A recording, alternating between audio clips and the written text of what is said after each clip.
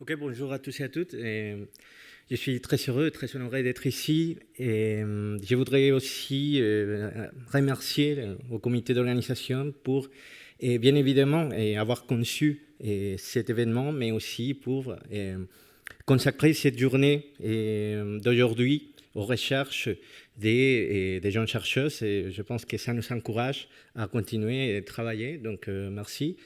Et aussi, je m'appelle Luis Espericueta, je suis mexicain, mais j'ai fait ma thèse à Grenade grâce à un contrat doctoral et dans le groupe Inédito. Inédito, c'est un groupe très, très riche. J'ai la chance d'être tombé là-bas, car il y a plein de lignes de recherche, et aussi qualitatives et quantitatives. Mais aujourd'hui, je vous propose de parler d'une analyse plutôt juridique dans des cas les plus paradigmatiques qu'on a eu en Espagne. Peut-être que c'est peut-être les cas les plus polémiques, des cas d'aide médicale à mourir. C'est une affaire qu'on appelle en Espagne l'affaire du tireur de Tarragone.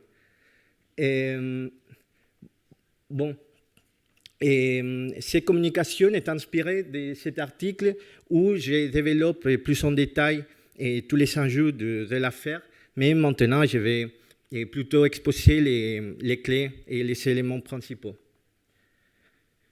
Bon, le contexte. Sabau était un monsieur qui est né en Roumanie, mais il habitait en Espagne et travaillait en tant qu'agent de sécurité privée en Catalogne. Et il avait des problèmes avec ses collègues et avec ses patrons. Apparemment, il y avait des problèmes au niveau économique. Ses patrons lui devaient de salaire. Mais aussi, selon le témoignage de sa sœur, il était objet de commentaires racistes de la part de ses collègues. Mais ce qui est certain, c'est qu'un mauvais jour, lui, il a envoyé des courriels aux collègues et au bureau de son travail. Et on a quelques extraits là-bas. Par exemple, je vais faire parler de moi dans les journaux avec Securitas, que c'est le nom de l'entreprise. Je n'ai pas le choix, je rendrai justice de mes propres mains. Les leçons apprises dans le sang ne s'oublient pas facilement. Et bon, des autres aussi. Quelques minutes après de l'envoi de ces courriels, et Sabau s'est présenté devant la porte armé de tout un arsenal. Il est arrivé, il a réussi à s'introduire dans les bureaux et tire directement sur ses collègues. Et comme il a déclaré, il n'a pas tué personne, mais il a blessé à tout le monde. Après, il s'est enfui, il s'est échappé, et dans sa voiture, il est allé jusqu'à une sorte de maison dans la campagne où il s'est barricadé et s'est enfermé. Et la police est arrivée, et bon, la fusillade a commencé. Quelques agents de police ont réussi à s'introduire à la maison où il était caché. Et bon, il y a eu un échange de tirs, et une balle impacte sur la colonne vertébrale de Sabau, lui laissant tétraplégique. Et la police l'arrête et l'amène à l'hôpital pénitentiaire. En même temps, le juge pénal lui impose la prison et la détention provisoire. Et ça, c'est-à-dire comme la première partie de l'histoire. Ici, on a la ligne du temps, un peu la chronologie des événements.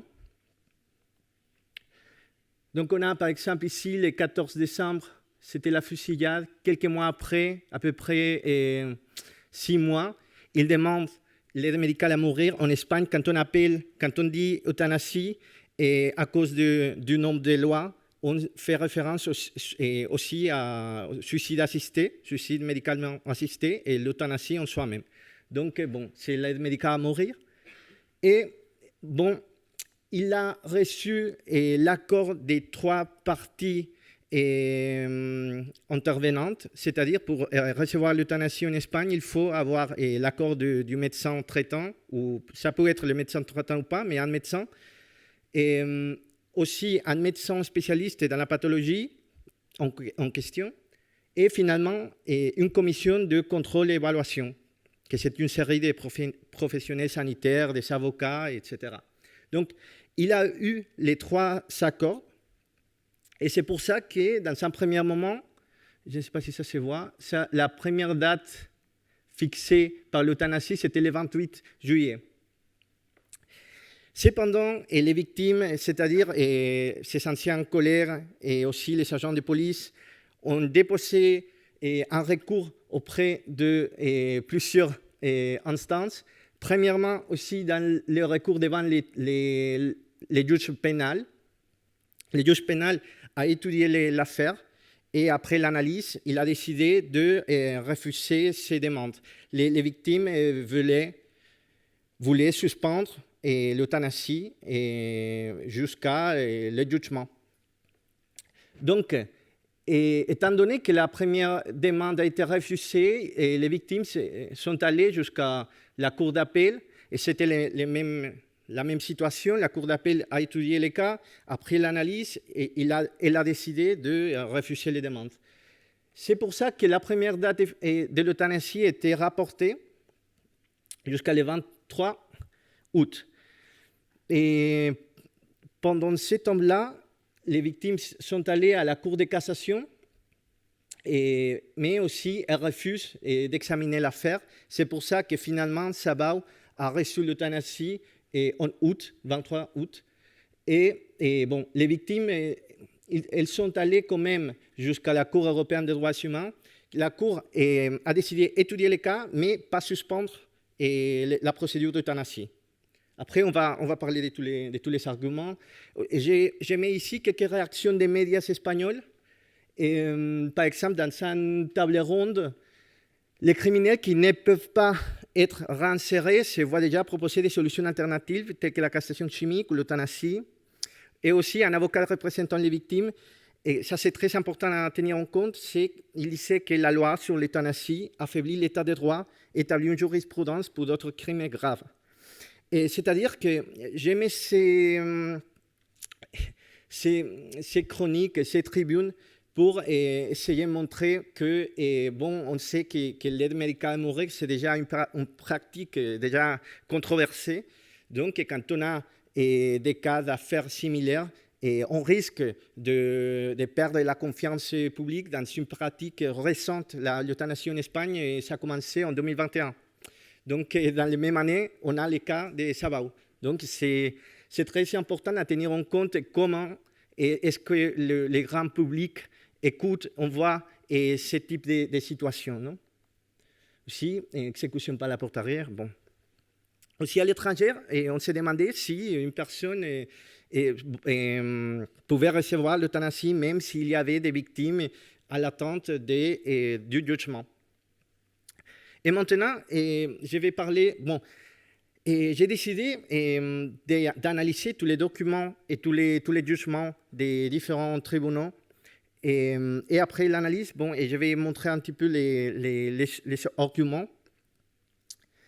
Et premièrement, je pense qu'il faut savoir si il satisfait Sabao les conditions pour bénéficier de l'euthanasie. Et en résumé, en Espagne, il faut soit avoir la nationalité espagnole, soit la résidence légale, soit avoir vécu 12 mois en Espagne. Et contrairement, par exemple, dans les projets de loi français, et selon les projets de loi français, c'est nécessaire d'avoir un titre de séjour valable ou la nationalité, c'est-à-dire il faut être dans un séjour régulier. En Espagne, c'est possible de demander l'euthanasie même si on est irrégulier, mais il faut montrer qu'on a vécu 12 mois au moins en Espagne. Et la majorité d'âge est aussi s'est trouvée dans un contexte euthanasique. Le contexte euthanasique en Espagne, c'est comme un concept que la loi invente et qui fait référence aux critères cliniques où les personnes peuvent demander ça. Et pour faire vite, il y a deux, c'est la maladie terminale, mortelle, et d'un autre côté, c'est la maladie chronique. par exemple, la tétraplégie de Sabao. Donc, bon, Sabao avait la résidence en Espagne et il travaillait de manière régulière. Il était majeur d'âge et il s'est trouvé dans le deuxième contexte euthanasique.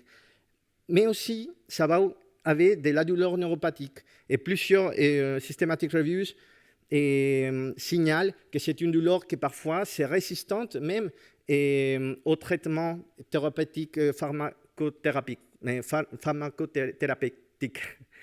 Et bon, c'est pour cela que les juges, mais aussi on considère que Sabao au moins remplissait disons, les éléments pour se bénéficier de l'euthanasie. Donc, on peut, au moins, dans les critères de la loi, il a rempli les critères.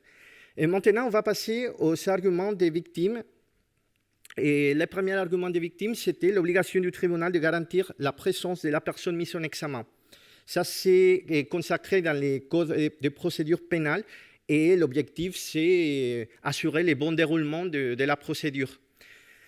Et dans ces cas-là, les tribunaux ont considéré que, ils savaient déjà imposer la mesure la plus invasive possible. C'est-à-dire, pour assurer la présence de la personne, on sait que, je ne sais pas, par exemple, la prise de passeport, ou aller signer chaque mois, ce sont des mesures moins invasives. La plus invasive, c'est la prison provisoire. Il y a des chercheurs qui pensent que c'est un trou noir dans l'état des droits, avoir encore la prison provisoire, étant donné que ça existe les principes d'innocence, par exemple. Donc, les tribunaux ont dit, bon, on a déjà épuisé la mesure la plus extraordinaire, mais aussi, quelque chose d'intéressant, c'est qu'en Espagne, la mort causée par euthanasie est considérée légalement comme une mort naturelle. Donc, pour les tribunaux, l'euthanasie de Sabao, ça a été une mort naturelle. Donc, c'est dehors ses compétences. C'est une cause, même comme un phénomène naturel qui arrive et que le tribunal ne peut rien faire. Ça, c'était un peu la logique. Et c'est pour ça que le tribunal a considéré qu'ils ont rempli l'obligation de garantir la présence. Même, il faut se rappeler que Sabao était en tétraplégique et dans un hôpital pénitentiaire avec prison provisoire. Donc, la présence était assurée dans ces perspectives-là. La deuxième, la violation du droit à une protection juridictionnelle effective, ça s'est consacré dans la Constitution espagnole. Et les victimes voulaient, par biais de ces droits, avoir l'indemnisation pour les blessures physiques et aussi psychologiques qu'ils ont reçues à cause de la fusillade de Sabao. Par exemple, ici, c'est l'article de la Constitution. Mais la logique des tribunaux a été la suivante, qu'il faut distinguer entre la procédure et les jugements. Pour la jurisprudence espagnole, le droit à la protection juridictionnelle des victimes n'est pas absolu, mais limité.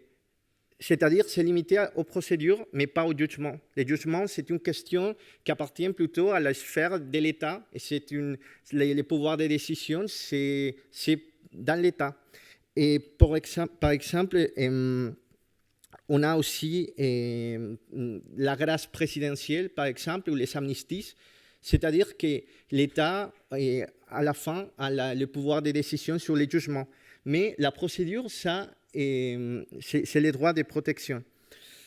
Il faut aussi dire que les tribunaux ont considéré qu'il y a d'autres situations et scénarios où on ne trouve pas les jugements. Par exemple, quand une personne devient ou perd de la conscience, l'enquête ou la procédure pénale doit s'arrêter. Aussi, par exemple, dans la prescription des délits, les prescriptions des infractions, là, parfois, on ne trouve pas les jugements. C'est pour cela que, dans ces logiques, les tribunaux considéraient qu'il n'y avait pas de violation à une protection juridictionnelle effective. Et finalement, les victimes voulaient argumenter que les tribunaux pénals avaient de la compétence sur l'euthanasie. Mais c'est aussi intéressant pour les pays qui sont en train de légiférer ces différentes lois. Et cette année a été le Portugal, l'année dernière, et cette année la Colombie, par exemple. C'est intéressant dans ces cas-là de voir quelle est la compétence ou quels tribunaux peuvent connaître de cette procédure. Et ici, en Espagne, la procédure est totalement dans les sphères sanitaires, administratives. Et si on lit les lois, on ne trouve pas aucune référence vers la juridiction pénale. Et donc, dans ces cas-là, les tribunaux ont considéré qu'ils ne savaient pas la compétence dans une question sanitaire. Et peut-être que ce n'est pas le meilleur exemple, mais étant donné que l'euthanasie est une prestation sanitaire, c'est comme n'importe quelle prestation sanitaire, même l'avortement ou d'autres prestations sanitaires reconnues en Espagne, et ils ont les mêmes niveaux, la même catégorie. C'est pour ça qu'ils ne sont pas de compétences dans cette sphère sanitaire. Et finalement, on avait comme ce conflit de droits. Dans un côté, l'aide médicale à mourir et de Sabao, et dans son autre part, on avait les droits à l'indemnisation des victimes. Et étant donné que l'aide médicale à mourir est liée au droit fondamental à l'intégrité physique et morale, et les tribunaux ont considéré qu'il fallait mettre en avant cet droit en face du droit de l'indemnisation, spécifiquement parce qu'ils ont argumenté qu'il y avait encore de la possibilité d'indemnisation par voie civile par l'intermédiaire des héritières.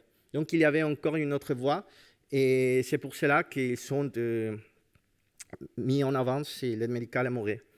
Et bon, je ne sais, peut-être que je n'ai pas assez de temps pour parler aussi de la justification éthique, mais on peut au moins dire, par exemple, les principes d'équivalence des soins, que c'est, pour faire vite, et que les droits que les citoyens profitent dehors dans la communauté, il faut les transmettre d'une certaine manière aussi dans la communauté et en prison. Car dans les paradigmes actuels, la prison, c'est que c'est par rapport au mouvement, c'est-à-dire la personne en prison a tous les droits, mais le seul droit qu'il ne peut pas profiter, c'est la liberté de mouvement. Donc, bien évidemment, si dans cet paradigme, l'euthanasie, étant donné que c'est une prestation sanitaire, est un droit que les prisonniers peuvent demander. Et j'ai fini la présentation avec ces éléments pour les projets de loi français, mais pour n'importe quel projet que je pense qu'il faut tenir en compte. L'importance de la classification juridique de la procédure d'euthanasie, c'est une pratique sanitaire ou pas. Importance de la classification juridique de la mort par euthanasie, si c'est une mort naturelle. Et ça aussi a des impacts, par exemple, au niveau des assurances, par exemple, au niveau du patrimoine, mais aussi au niveau pénal, comme on vient de voir. Et il y a des chercheurs qui pensent qu'il y a un décalage au niveau de la classification de l'aide médicale à mourir, qu'il faut remplir ces éléments au niveau de la classification. La troisième, avant-dernière, c'est l'importance de clarifier quelles juridictions peuvent intervenir dans les demandes d'euthanasie, si la juridiction pénale peut intervenir et comment, ça serait intéressant de définir. Et en cas de conflit des droits, c'est important de connaître les fondements juridiques de l'aide médicale à mourir. Comme on venait de voir, l'aide médicale à mourir en Espagne est liée au droit de l'intégrité physique et morale. Et bon, je pense que j'ai pas du temps maintenant. 3 minutes? Ok, oh, parfait. Et juste pour finir, il y a quelques mois, en août, on a connu la décision, le jugement de la Cour européenne des droits de l'homme. Et bon, ce n'est pas surprenant savoir, après avoir analysé tous les documents, que la Cour a décidé de confirmer les décisions de tous les tribunaux. Et spécifiquement, la Cour a fait appel ou a signalé qu'il restait la voie civile pour demander l'indemnisation et aussi qu'il fallait reconnaître les droits à l'intégrité physique et morale. Et je pense que oui, on peut s'arrêter ici. Merci beaucoup.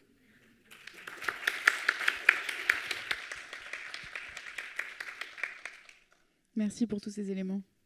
Est-ce que vous avez des questions ?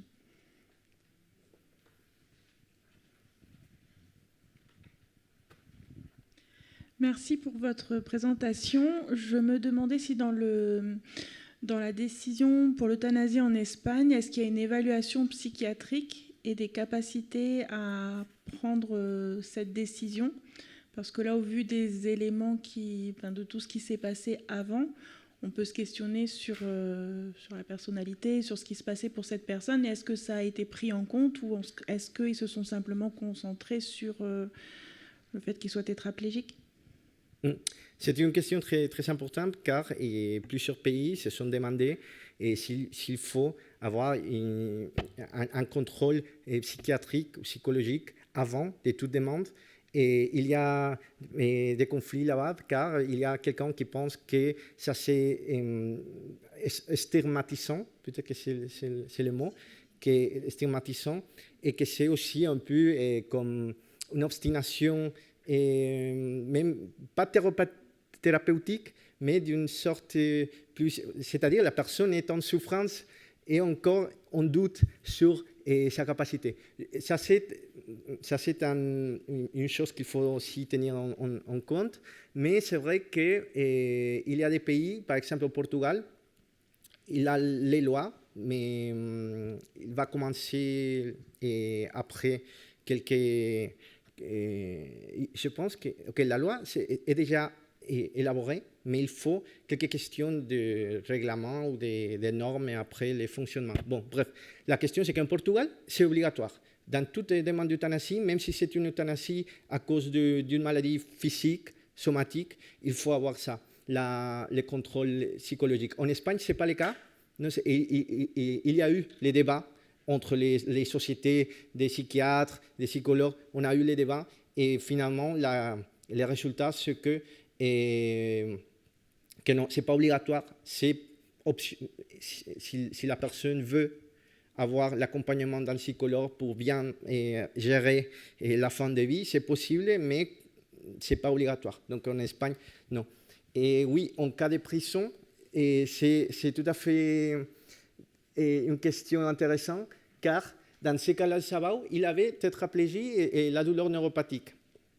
Mais il y a, par exemple, en Belgique, et selon moi aussi, je pense au Canada, mais je suis certain qu'en Belgique, il y a eu des cas qui demandaient l'euthanasie pour une question des maladies mentales. Et bien sûr, ça nous pose la question que peut-être la prison, ce n'est pas le contexte pour avoir une bonne santé mentale. Et comment ça c'est lié, non ? Donc, dans les cas de maladies mentales, ça c'est une autre chose. Et ça, le débat est tellement ouvert. Maintenant, en Espagne, c'est que la maladie, disons, physique, mais c'était dualisme cartésien, c'est un peu aussi bizarre, mais oui, c'est ça. Merci.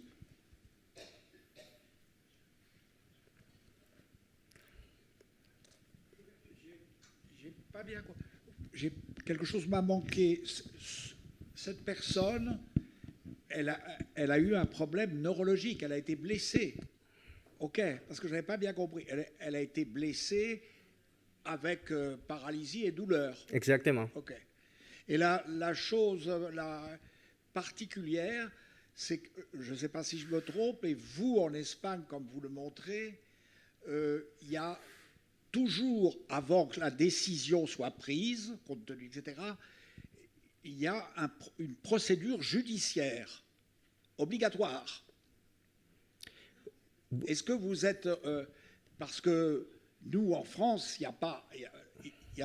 vous avez une procédure, je me trompe peut-être, une procédure judiciaire préalable avant l'euthanasie. Ou non, ou ça peut se faire sans procès. Oui, oui. Et si pour demander l'euthanasie, étant donné que c'est une procédure sanitaire, et il ne correspond qu'au médecin, et il n'y a pas une procédure judiciaire et judiciaire. Si, c'est ça. Sans aucun. Ok. Il y a un avis médical, enfin le médecin. D'accord, j'ai compris. Merci. Si, merci à vous.